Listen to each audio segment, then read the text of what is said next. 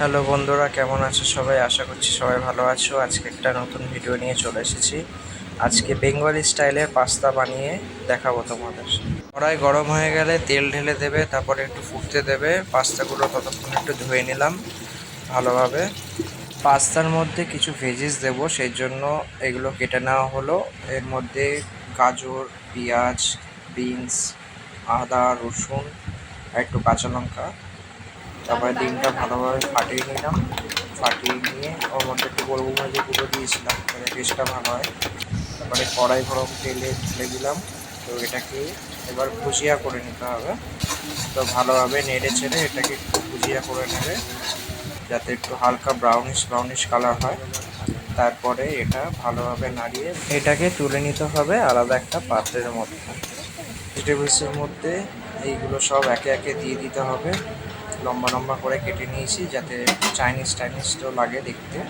তোমরা চাইলে আরও অনেক ভেজিস দিতে পারো, আমার কাছে এ কটা ছিল তাই আমরা এটাই দিয়েছি। এর মধ্যে গরম তেল হয়ে গেছে, একে একে সব দিয়ে দেবো ভালোভাবে। যখন তোমরা ভেজিসগুলো দেবে গরম তেলে, একটু আঁচটা কমিয়ে নেবে, তাহলে এগুলো পুড়বে না।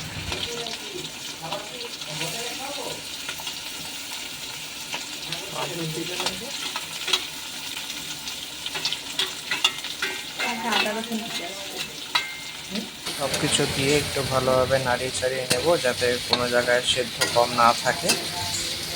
এরপরে পাস্তাটা দিয়ে ভালোভাবে ভেজিসগুলোর সাথে নাড়িয়ে চাড়িয়ে নিতে হবে, যাতে তেলগুলো ভালোভাবে মিশে যায় পাস্তাগুলোর সাথে।